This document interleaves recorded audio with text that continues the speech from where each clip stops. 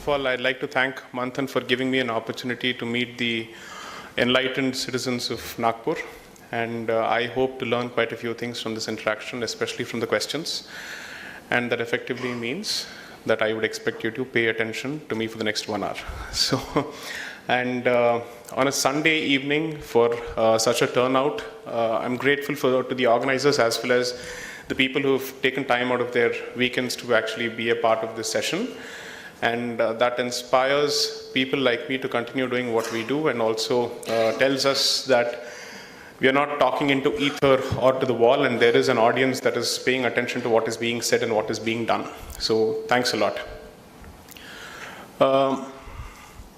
On this specific topic, there is one change, which is I wanted the word Indic as opposed to Indian because it has a slightly different connotation, and that is how I would prefer. So the topic, according to me, is challenges to Indic identity and the way forward. But of course, if Indic identity is synonymous with Indian identity, then there's not a problem. We don't know.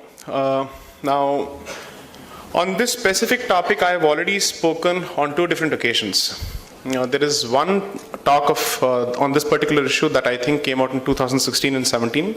If possible, please do watch it. This is not a means of self-edification, but there I've dealt with the issue in a slightly more legal manner. Then I have also dealt with the issue of Rohingya crisis in a talk that I delivered at IIT Madras around, I think, in 2016 or 2017 on the topic of Indic Renaissance. So one thing that I try and do, or I try and avoid, is to repeat myself wherever I go, and I try and not come across as a stuck gramophone. So what is it that I can actually present differently as far as the same topic is concerned to this particular audience? The one thing that I have realized over the last few months, or even perhaps, let's say, the last 1 year or so, is it is impossible to try and address even the most hardcore legal issues without touching upon history, or without touching upon societal aspects, or without touching upon human considerations, so to speak. Because at the end of the day, law represents perhaps the culmination of all these thought processes. It ultimately reflects, let's say, perhaps the end point of the journey in some way. Therefore, it becomes very, very important to understand the sandarbh, the context of the talk, before diving into the meat of the topic. So I could perhaps start with an exposition of what is the Citizenship Act, what is the Foreigners Act, what are these international principles in play, what is the meaning of illegal migration, what is the definition of a refugee, how is he different from an asylum seeker, how is an asylum seeker different from an alien or a foreigner. I can get into each of these issues. But the one thing that has become very, very relevant is the topic of illegal migration forces you to take a position with respect to one central construct: identity. And unless and until you take a concrete position with respect to identity, any argument that is presented to you with respect to the law will fall flat, because fundamentally at the heart of it, there is a disagreement on the question of identity. If you're supposed to protect yourself using the law against illegal migration, then the question is, what exactly are you protecting yourself against? And what is it that you're worried about? What is it that you're concerned about? And what is it that brings creases to your forehead that you've decided to do something about? That is the fundamental question. What is it that you hold dear about your identity and about being in this country, which you believe would be undermined by illegal migration? That is the central question that you have to ask yourself. Now, unfortunately, this is a politically incorrect question. This is an extremely disconcerting question because it requires you to go down a few uncomfortable paths. You have to ask yourself a few very, very uncomfortable questions, which may or may not be secular, which may or may not be politically correct, which may or may not be palatable.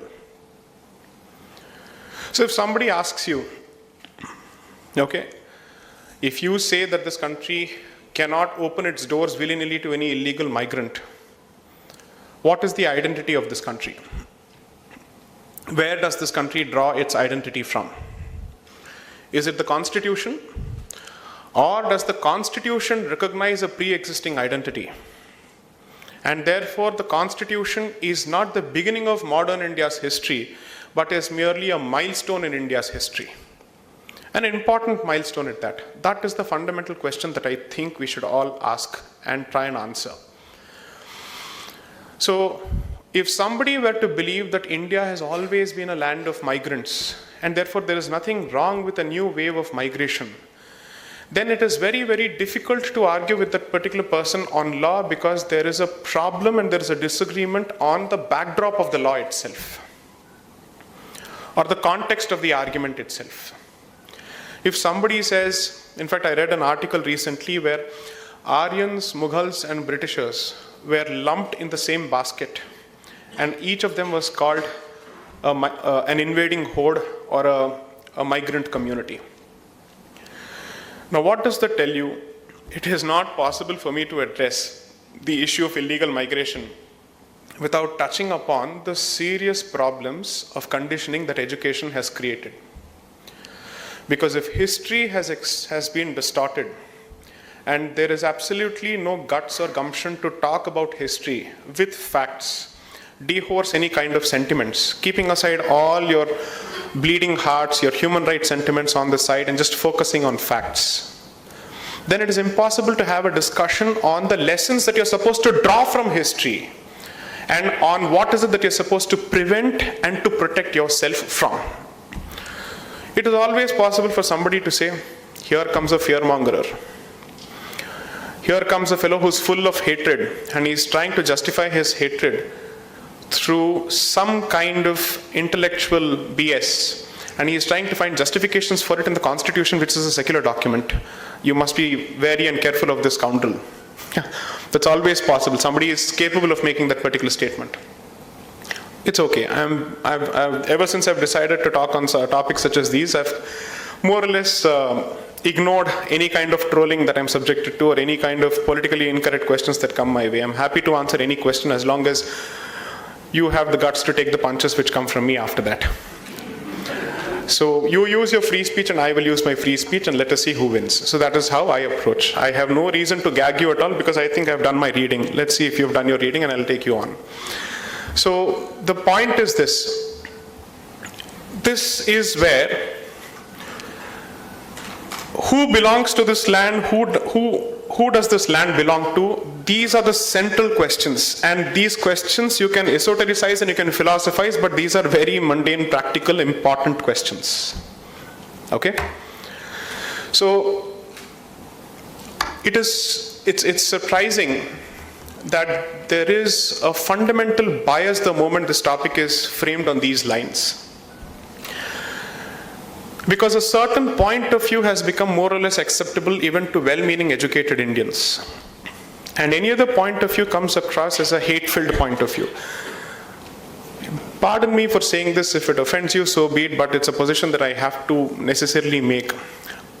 I would find it easier to convince a bunch of uneducated and certainly not English-educated Indians on illegal immigration than having to convince educated Indians on the problems coming with illegal immigration. That is a fact. Because the educated Indian has effectively bought into certain ideas, and those ideas have guilt-tripped him into accepting certain positions, because if he doesn't accept those positions, he's immediately branded a bigot, a fascist, a fundamentalist, and for all practical purposes, what is the word I'm looking for? A Sanghi. Okay. So, considering that, it tells you that education has played a significant role in conditioning your mind to opening your doors to your own destruction. I dare use the word destruction. I have no qualms in using the word destruction. So let me try and make this slightly more uncomfortable.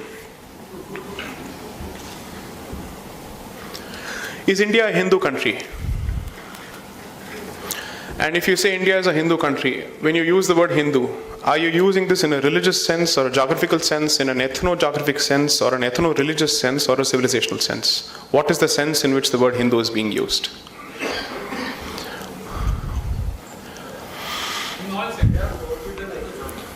That's a good point. We are forbidden from using that particular word. But somebody said that it's in all senses. Who made that statement? Great, okay. I would largely agree with you for a different reason, because that word has acquired different meanings in different contexts, but to a very large extent, it still retains an ethno-civilizational context more than a religious context. Because until the colonials decided to craft and carve the word Hindu, we never used it to describe ourselves. The word Hindu practically did not exist except in colonial records. The word Sanatana Dharma may have existed, or you may have different names for different sampradayas, but the word Hindu is something that we never used ourselves, right? Now, in which case, if this is used in let's say in a civilizational sense, what is the character of India? Is it a nation state, or is it a civilization state? Is it a religion-based state, or is it a language-based state? This is one question that I think we have to ask ourselves. What does it effectively mean? A nation state acquires its identity on the basis of imputation of a racial identity, or a linguistic identity, or perhaps even a religious identity. But for a country like India, which has at the very least, I don't believe that our journey is only 5,000 years, I believe that we have spent at least 7,000 years, at the very least 7,000 years. Now, if that is the journey of this particular civilization, of this particular land, the concept of a nation state does not do justice to our history. Because no one religion, or no concept of Abrahamic religion, or no concept of a single language does justice to our history. For a moment, let us just assume for a moment that there is one mother language which is effectively the fount of all Indian languages. Let us assume that is the case. While that may or may not be the case, and I'm not an expert on that particular subject, let's assume that is the case for a moment. The fact remains that every language in India has at least a recorded history of 500 to 1,000 years, at the very least. Which means it has had a sufficient period of time to find its own individual expression, to evolve its own history, to evolve its own literature, to evolve its own idiom, to evolve its own syntax and grammar. Therefore, there is, let's say, a mothership, and that mothership has spawned X number of ships, but each of these ships has now acquired an identity of its own, but it still has a cultural connect to the mothership in some way or the other. That effectively captures this concept of unity in diversity, right? But the one thing that you can confidently state is that each of these thoughts and each of these expressions, no matter how individualistic they may be, are a product of this land and this soil. It has come from here. But then what is here? Are we talking about the India that has come into existence after 1947? No. The expanse of the idea of India goes beyond the geographical borders of India of 1947.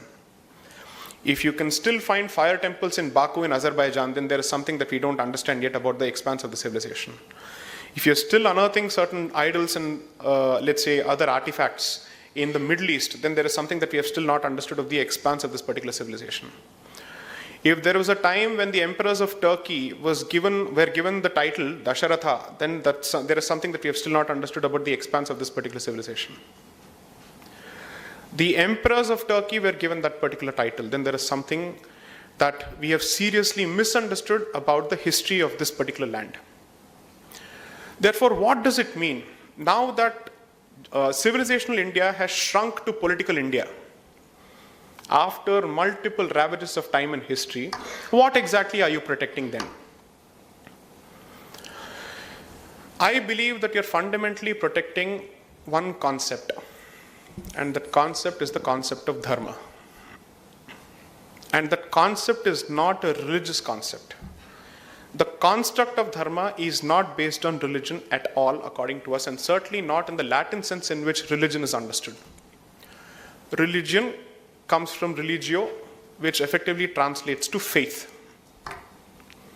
We are not a faith-based system, we are a knowledge-based system. This is a society of seekers. What does it effectively translate to? It means that notwithstanding the serious diversity of thought from the north to the south to the east to the west, the one thing that is extremely common is that you choose not to impose one way of life on another way of life, and you allow that particular way of life to survive on its own. That is the concept of a sampradaya. Which means every sampradaya has a right to exist. And whoever chooses to subscribe to which sampradaya is entirely dependent on what he believes is his ideal way of achieving, let's call it liberation and not salvation. That is how we have designed our entire society. If this is the civilizational premise of this land, and this is what distinguishes us from everybody else, because I believe that every community and every religion or every country has something to offer to the pool of global thought, and this is India's contribution to the pool of global thought. Any thought process which chooses to impose itself on the land at the expense of every other culture is necessarily antithetical to the spirit of this country. That is the civilizational process. Whether it masquerades as a religion or as an ideology doesn't make a difference, because I go by the effect and the consequence of what it does to the native thought of this country, to the native pulse of this country, to the native spirit of this country. That is the test. Therefore, your identity has always been live and let live, please don't impose. Therefore, anyone who approaches this country with an idea of conquest, either from the standpoint of religion or from the standpoint of ideology, is necessarily going against the spirit of this land, and therefore needs to be stopped in his tracks before he entrenches himself in this country. That is the fundamental position. Therefore, when the Constitution through Article 1 says India, which is Bharat, it is effectively tying constitutional India to its civilizational roots and says that India is the successor state of that particular civilization. Therefore, it becomes the civilization state and not just a nation state. What is the difference between a civilization and culture? Sanskriti और सभ्यता में कुछ तो अंतर होना चाहिए ना? What is the difference between sabhyata and Sanskriti? Civilization effectively means that your journey has been so far and so wide and so deep that you have multiple sub-identities which are part of this particular huge canvas. That is the only way you can make sense of India. Trying to force-fit European-style nationalism on India will not work. Trying to apply a Judeo-Abrahamic concept to India's native spirit will not work, because the pulse of this land is different. Each of these subcultures has a space. This is like a symphony, or let's call it an orchestra, where everyone has a role to play and everyone is equally important, without which the orchestra will fail. It cannot function. That is the concept of a civilization state. What does this mean in practical terms? If India sees itself as the successor civilization state of the Indian civilization, of the Bharatiya civilization, it has a duty to protect that particular space, because after thousands of years, you fortunately have one political unit which is capable of responding to domestic threats and external threats as one unit, as opposed to Janapadas running to each other's help whenever there is an external aggression. My fundamental cogitation is to invite people to appreciate the windfall gain in having one political unit called Bharat, as opposed to having Janapadas. Had you survived as Janapadas, I dare say you would not have survived. You would have been balkanized completely. And you would have been swallowed by people around. Therefore, your existence is contingent on being part of this political entity called Bharat. And in order for you to protect the identity of Bharat and its civilizational identity, you have to take a position with respect to who can be part of this country and who cannot. And that is not an unconstitutional decision, that is not an unconstitutional cogitation, that is not an unconstitutional thought. If the Constitution wanted to dissociate India's future and its present from its past, it should not have used the word Bharat. But by using the word Bharat, it has to be given a certain meaning. At the end of the day, it is a socio-legal document, which means it is a legal document that recognizes social realities and gives effect to social realities. There are so many lawyers here. Fundamental principle of interpretation when it comes to a legal instrument is no word used in any legislation is redundant or superfluous. It must be given some meaning. Because if it is not given any meaning, that means you admit that the legislature has made a mistake. And the assumption is that in using these words, there was a specific intent that the legislature had in mind when it used the word Bharat to make it synonymous with India. And if you go through the debates, the entire debate in the Constitution is, to a significant extent, what should be India's identity in light of the fact that it has now become home to multiple thought processes and faith processes. So we said, we will give ourselves a civilizational identity, and the promise of this particular civilization has always been equality regardless of religion, dharma nirpeksh. Whether it is Sarva Dharma Sambhav, I'm not necessarily sure of it. Because to say that all religions are necessarily true may not be right from a philosophical or an argumentative standpoint, because the quality of thought of each religion is different. To respect two different people is different from respecting their thoughts equally. I don't need to necessarily equate the good with the bad and, let's say, the gold with the rubbish. But I will certainly take the position as a conscious country that regardless of what you believe in, I will protect your right to believe in that. However, if fundamentally your compass is oriented in such a way that it has aggression as part of its constitutional matrix, as part of its mental matrix, then as a country I have to protect what is mine and what belongs to this country and what has originated from this country. This is something that you need to understand and internalize before you even think of illegal immigration, before you even discuss the concept of illegal immigration. If there is a set of people who believe that you can always build a hospital at a contentious place of worship, those set of people will never find anything wrong with anybody entering the country. That in sum and substance is the problem. That you don't seem to understand where you're supposed to be Udarvadi and where you're supposed to hold your positions. To my mind, that is not secularism, that is rank stupidity and ignorance. And which comes at the expense of somebody else's rights and somebody else's faith and future as well. You do not have the right to sacrifice the right of the future. You do not have the right to sign away the rights of the progeny of this country. Therefore, if you decide to cede space to a certain thought process which is hell-bent on imposing itself, then you're not doing it only for your lifetime, you're also doing it for the future. And that dharmic way of life does not give you the right to do so. What does not belong to you, you cannot sign away. The future does not belong to you. That is something that you need to understand. So when you talk of illegal immigration, why is this topic important? One, fundamentally, it alters the demographic composition of this country in an extremely artificial fashion. Assume that there are communities A, B, and C which are living in this country.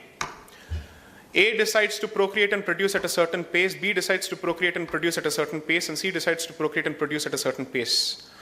Unless and until you bring in a population control bill, there is nothing that you can do. There is nothing that you can do to ask someone to produce less and procreate less. Okay, how do you monitor that? I don't know, but still. The point is, when you already have this particular issue, do you want to add to this particular mix by inviting trouble from outside? By inviting an artificial population which contributes to existing problems? And that is a question that you have to ask yourself. What, according to you, is the population of illegal migrants in this country at this point of time? Give me just spitball, give me a rough figure, give me a ballpark estimate. The government has said about 2 to 2.5 crores, right?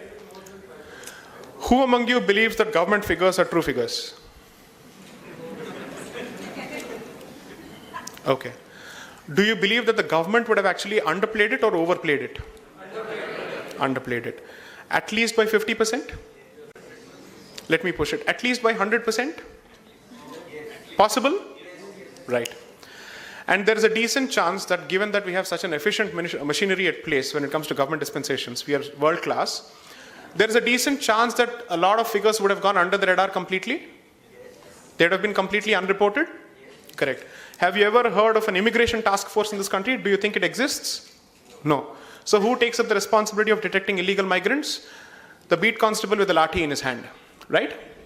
Look at him. He has to look at gang rape, he has to look at murder, he has to look at thievery, he has to look at everything, including the sophisticated issue of illegal migration.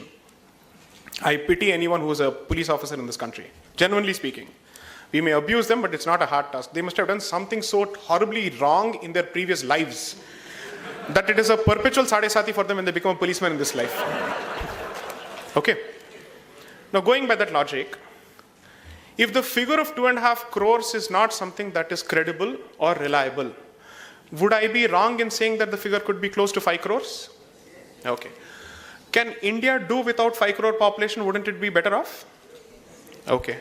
What if that population has chosen to become a captive audience in the hands of vested political and religious interests? Would it not create further trouble? Okay. What is the size of Indian army? 14 lakhs. 1.3, 1.4 million. Pit that against 6 crores. Who is going to protect you? Let's take only 50% of that 6 crores is creating trouble. So that brings it to what? 3 crores? 3 crores versus 1.3 million. Where do you stand? Let's assume that out of this, no, it's actually only 1 crore. 1.3 million versus 1 crore. Where do you stand? Do you have enough police constables and policemen to protect you in your states and cities? Are they so efficient that they arrive at the spot with lightning speed, even to the extent that Bollywood portrays? The moment it's over, the sirens start blaring. That doesn't happen, right? So who is going to protect you if tomorrow there is an armed mob that stands outside your gated community with your private security guards and says, send them out or we'll finish you? What do you do then? Now pray to God. This country is running only on Ram Bharose, but even Jai Shri Ram is politically incorrect today. So I don't know what to say. I'll just leave it at that. The moment you say Jai Shri Ram and there is a mob outside you, they will say you threatened the mob. You don't even have the luxury. You don't even have the luxury of invoking your God's name in the time of misery and trouble. You see how free speech works. Very convenient in this country. So the point I'm trying to make is, if these are the figures and this is the reality, you are looking at this particular reality from the air-conditioned, perfumed atmosphere of the middle class and the upper middle class at the very best. What about the people who are living in slums? Who is going to protect them?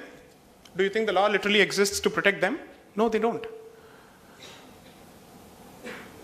Who is going to protect them when somebody decides to offer his services at less than 30% on a daily wage basis than the Indian? How many of you can confidently say that our Indian businessmen are so conscious and so nationalistic that they are willing to forego profits for country? Go ahead, make the statement. Let me see how many of you are confident of making that statement. If somebody decides to offer his services on a daily wage basis at 30% of the price at which the Indian laborer offers, will it not happen that these people are bound to take away jobs? Which is why I said it's easier to convince the uneducated person and the daily wage laborer of the issue of illegal immigration than anybody else, because they are bearing the brunt of it on a daily basis. Loss of lives, loss of jobs, loss of dignity, loss of honor, and to top it all, if they go to the police, they'll be branded unsecular, fundamentalist, fascist, and they can't even understand those damn words. They're like, what on earth is going on? I came here because I have a legitimate issue. My cattle is being stolen. My cattle is even being raped. Did you see the news reports? A calf being raped, right? This is the extent to which we have to deal with this kind of nonsense. The point is, every consideration which does not have a sophisticated, politically correct voice, let's say ventilating its point of view, will not find representation in this country. So either you need an articulate voice or you need to throw stones. That is how we have effectively decided to portray the Indian state. It responds only to politically correct pressure, or it responds to mob violence. It does not listen to the law-abiding, politically incorrect voice, because that's too much of a trouble. Its existence is a problem. regardless of whoever is in power. That doesn't make a difference. That much I think I've realized by now. So if this is the position, why is illegal immigration not a burning issue? I come from Noida. Greater Noida saw an attack of 15 to 20 people in a proper gated community with crowbars and pickaxes only because a maid of Bangladeshi origin was asked to leave and quit her work. And they decided to retaliate with this. With all the gated community security that they had at their disposal, they could do jack. Nothing was achieved. They destroyed the place and left. Why is asking this question fundamentally politically incorrect? When they say India must provide space to all these people, India must open its doors to all these people, who is going to open their doors? At whose expense is the resources or are the resources being allotted? That's a fundamental question that you have to ask. Now, there's a decent chance somebody might say, okay, if your position is based entirely on resources, are you okay with even Indic communities or let's say Hindu illegal migrants being sent back? That will be the next question, right? That will be the next question, which is why you have to be sure of your identity. Otherwise, your own argument will be used against you. Because they say, oh, resource is the problem. Inko bhi bhej do. Kya problem hai? Kya takleef hai? Why are you taking two different positions? Okay, I'll take a simple position. Why are our missiles not named after Akbar, Babur and Humayun? Why are they called Agni, Prithvi? If you take the argument to that extent, why is your battle tank called Arjun? Why are your awards named after Arjuna and Drona? What are you exactly referring to, and what is it that you're acknowledging when you do these things? Exactly. It represents the civilizational ethos of this country and the collective memory and the civilizational memory of this country. So when you have at the very least 52 countries which are part of OIC, the Organization of Islamic Countries, which are in a position to take care of people who belong to a particular faith. I'm very sure tomorrow somebody will demand, claim these awards as Akbar award or something like that. Why not? They will certainly do it. Road के नाम बदलने में आपको इतनी तकलीफ हो रही है, क्या बात कर रहे हैं sir आप? I mean, it's so difficult to have Aurangzeb lifted off that place and even replace it with Abdul Kalam. So the point I'm trying to make is this. Which is why the more you pussyfoot around the question of identity, the more it is going to become difficult for you to take the position that India is primarily the homeland for those people who believe in India's civilizational identity, which is the Indic identity. That does not take away my promise of equality to citizens. But for you to say that I must treat every illegal migrant and every refugee at par with each other or at par with citizens, I'm sorry, I cannot accept that particular position. Today it has come to a point that perhaps Rohingya immigrants enjoy better sanitary conditions than Pakistani Hindu refugees and perhaps even Kashmiri Hindus. That is a fact. Last summer, Pakistani Hindu refugees who were living in Delhi lived without electricity for a good 3 weeks in inhuman, unsanitary conditions. But nobody seems to know of it at all. Private initiatives ultimately help them and provide them with some kind of succor, but beyond that, I did not see any state party, any state establishment, any government, any political party, or the cultural organization taking initiative to go and help them.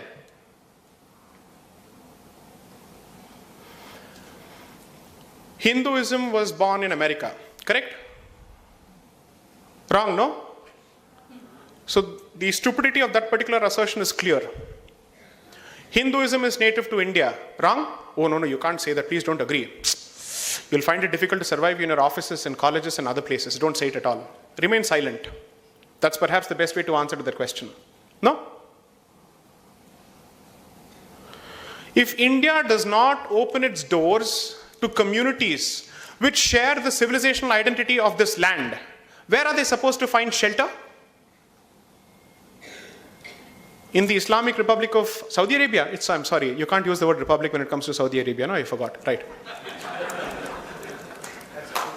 So my point is, where are they supposed to find shelter?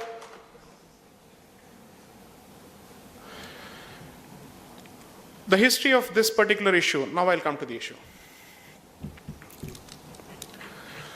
So when Bengal was partitioned, can somebody tell me when? 1905?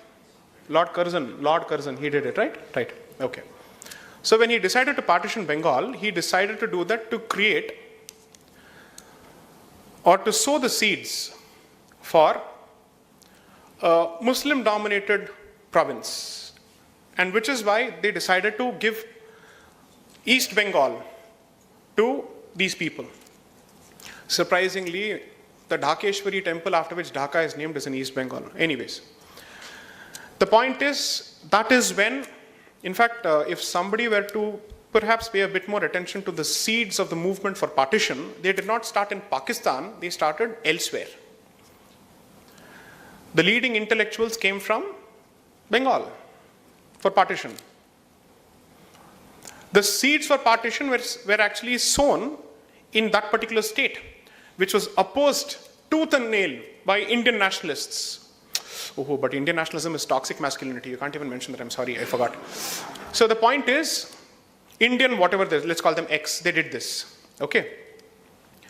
So when they decided to do that, effectively, there were elements even at that point of time who said, you're being communal. I'm sorry, this is not the way to communalize this particular issue. It's just a political decision. It has got nothing to do with religion. Anything that has to do with one particular religion has got nothing to do with religion. As simple as that. Remove it from the equation altogether, turn a blind eye and focus like a mountain goat with its head down and without looking at the summit. Keep walking. Okay, that's what you should do. So anyways, this is what happened. When they decided to do this, that invading horde of land-hungry, let's call it barbarians, spilled over into Assam, the then Assam, Greater Assam. And this is recorded in the report of C.S. Mullen in 1931, captured in the judgment of the Supreme Court, and captured in the report of, I think, Lieutenant General S.K. Sinha when he was the governor of Assam. Captured perhaps also in the 175th Law Commission report, which extensively details the history of this particular issue. I'm giving you constitutional, politically correct documents, just in case you don't think I'm using WhatsApp University. Okay. So anyways, so they spill over into that particular place. And what are the areas that they choose to occupy? Rich, fertile Brahmaputra Valley, rich, fertile forest areas, hills. It reminds me of what is happening today. Coastline, hills, forests, these seem to be the primary areas for illegal migrants. It's almost as if like chumbaks attracted to iron, they're going towards resource-rich areas. I'm sure it must be a coincidence. I could be wrong. There is a jaundiced saffron eyes that I always wear, you see, so it's very difficult. So what do? There must be something fundamentally wrong with the DNA. Anyways, the point is, so these people, they enter the place, and the Britisher says, he's the one crying, that the indigenous Assamese identity is being eroded on a massive basis as a consequence of this demographic invasion. He calls it demographic invasion. The word invasion is used. I'm sorry, I didn't use it, he used it. I'm sure he knows, he understands English better than me. So this is what happened. That continues. So that is one wave. So there is already a demographic alteration that has happened before partition. Coupled with that, there are two milestones that you must remember. In and around the time of partition, that is the 1947 partition, there is another wave that happens. Because the idea is to claim as much land as possible as Muslim dominated so that it becomes part of the holy, pure country of Pakistan. That is effectively the game at play. There's a book written by a former IPS officer who served in those areas. It's called Lebensraum. Effectively, that is the word that was used in the Nazi regime. Lebensraum means the free living space. Nazis decided that we are the master race and Germany is too small a country for us to live and digest. So let's do something. The whole world belongs to us. So let's find free living space for the entire master Aryan race because we need resources. So let's find those places where there are enough resources. So let's go to the Rhine Valley in France. Let's go to Czechoslovakia. Then let's go to Poland. Let's go to each of these places. So that is the same strategy that is being employed here, that go and settle in those places where you find extensive resources and decide to grow in massive numbers, so that it becomes difficult for anybody to even think of deportation. That is effectively where we are today. So this happens. Then they decide that, okay, we have to somehow expel these illegal migrants. So we come out with a 1950 legislation called the Illegal Migrants, Expulsion of Migrants from Illegal Migrants from Assam of 1950. That legislation comes about. But the good part about Indian laws is that they're very static. They stay. They do not believe in enforcement at all. Implementation is something that we don't believe in at all. We basically say we are thinkers. We are not doers. Why should we act on what we have decided to think? So let's leave it at that. Let's leave it at that. Let us see how beautifully it stays at one place. So it stayed. Then history decides to act. How does history decide to act? So, okay, perhaps religion did not have a role to play, but over 3 lakh people or over 3 million people were killed in East Pakistan. People who were killed were Hindus, but I don't know who killed them. Okay, I really don't know who killed them, but they were killed. I'm sure they were killed because they were Hindus, but I'm sure the motivation was not religion. I'm very, very sure of that. Okay, I'm absolutely sure of that. It was only political calculation at play and nothing else. Only politics. Human beings are all about politics. Religion, no, only for others. Okay. So anyways, without any religious motivation, people of a certain religious community were killed. What happens then? 10 million people pour into India. And India says, either you handle your problems or I'll be forced to step in because I'm your neighboring country and people are pouring into my country. So then is she Miss or Mrs.? I still haven't been able to decide. Okay, but maybe then Mrs. and now Miss, because politically correct usage would be Miss now, even for someone who existed before. Otherwise, I'm sorry, you're going against feminism, so it's Miss Gandhi. Okay? So what Miss Gandhi does is that she says, you get your act together or I'm getting into the place. So she decides to act. And from 1961 onwards, in fact, that particular issue has been festering. They keep pouring and pouring and pouring and pouring because atrocities are happening on a daily basis without any religious motivation, but still we keep coming here. Okay. Then we act. Then what happens is Mujibur Rahman and Indira Gandhi enter into an agreement, 1974 Accord. Before that, the fount of all that is great in this country, Nehru, entered into a pact with Liaquat Ali in 1950. Basically saying that I will protect your religious minorities and you will protect my religious minorities. We somehow seem to have done a very good job of it, but they have not done a great job of it, but I'm sure religion did not play a role there. Okay. So this happened. So until 1971, the population of non-Muslims in the land of the pure was 23%. And it came down to 3% because 20% of the Hindu population lived in East Pakistan.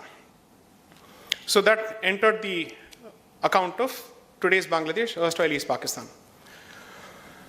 What happens then? Systematically, that number dwindles, partly because these guys are rushing here because of persecution, increasing radicalization. I'm not sure. Okay, some form of radicalization happens in Bangladesh. And therefore, these people say, no, we can't survive in this country. Our temples are being killed are destroyed for political purposes. Our women are being raped for political purposes, which has got nothing to do with religion. Let's go to the country where we hope there will be some kind of asylum that is given to us. So we decide to come to India. Now they come to India. Now, the thing about India is, Indian state doesn't care about its own citizens. What will it care for these people? Such an apathetic country. We don't care for our own people living in inhuman conditions. Where is the time for refugees? But we do have time for Rohingya refugees, is something that you must remember. Now, so what happens? So these people come. And this accord is entered into. And then we say, okay,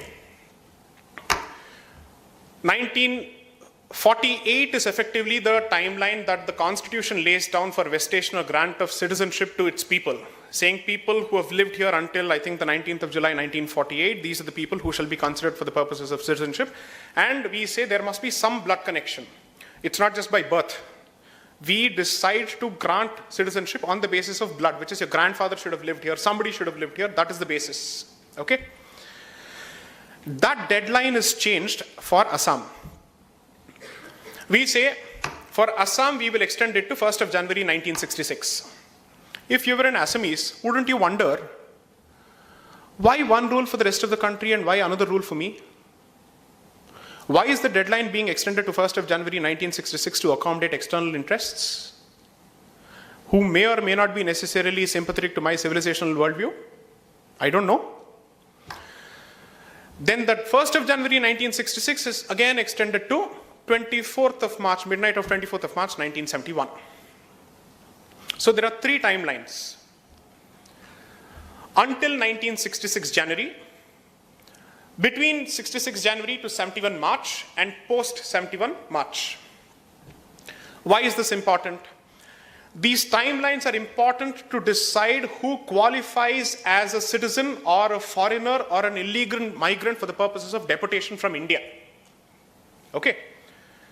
So here 2 important legislations come into being, and they become relevant. One is the Foreigners Act of 1946 and the other is the Citizenship Act of 1955. The Foreigners Act says someone who is not a citizen is a foreigner. I can't find a better example of a tautologous definition, but ठीक है. Citizen नहीं हो तो foreigner हो. Very simple. Okay? तो citizen कौन है? ये कहाँ पे defined है? In the Citizenship Act. But it does not define a citizen. It defines who is an illegal migrant. Which says, you've come here without valid documents, or you've come with valid documents which have become invalid because they've expired. These are the 2 categories that you fall under. Okay? Please note that there is no definition of the word refugee in either of these legislations. So if you use the word refugee, you should ask yourself, where are you tracing this from? Because you see, we are all constitutional patriots. We are all legal patriots. We believe in the Constitution and the law. So tell me, where do you find the word refugee in the Constitution or in any law? If not, why are you giving them that status? Automatically कोई भी शरणार्थी बन जाता है क्या? उसके कोई requirements नहीं होते हैं क्या? Isn't there a basic legal criterion that you're supposed to satisfy in order for you to be given the status of a refugee? That is effectively the question. So in the absence of a refugee law or a definition or a paribhasha for the term refugee, everyone who enters this country without valid documents or who overstays his welcome in this particular country falls under what? Illegal migrant. Now please remember this. So when do you jump from the basket of illegal migrant to the basket of refugee? What is the law on this particular point? So there are international instruments on this. There is a 1951 convention that deals with the aspect of treatment of refugees. And then there is a 1967 protocol. India is not a signatory to either of these 2 documents. I guess India is a signatory, but it has not been ratified. No. Let's say that India, for all practical purposes, has not adopted these instruments for implementation in India because we follow the dual or municipal adoption policy. Unless and until these instruments have become part of a national legislation, no Indian court has the right or the power or the duty to enforce them. Let me just finish the point. It is a signatory and it has ratified the New York Convention of Refugees. Agreed, fair enough. When it comes to the New York Convention also, the principle of non-refoulement applies, right? And when it speaks of the principle of non-refoulement, all it basically says is, when somebody decides to enter this particular country, you cannot send them back to the place where they have suffered from persecution unless and until circumstances have changed and that particular country is willing to take them back. That's one. Second is you're supposed to share the burden of refugees, particularly when that affects all the neighboring countries. Burden sharing of refugee crisis and contributing to the rehabilitation is the fundamental principle behind any refugee law principle. Particularly, let's assume for a moment that India has not even signed the New York Convention. Even then it applies for a different reason. Because international law has carved out certain basic principles which every country has to abide by, whether or not they're signatories of the 1951 Convention when it comes to treatment of refugees. And one principle that is part of these customary principles is the principles of non-refoulement. Okay? What does this effectively mean? When we do not have a refugee law in this particular country as part of our national legislations, we have only what is known as a standard operating procedure.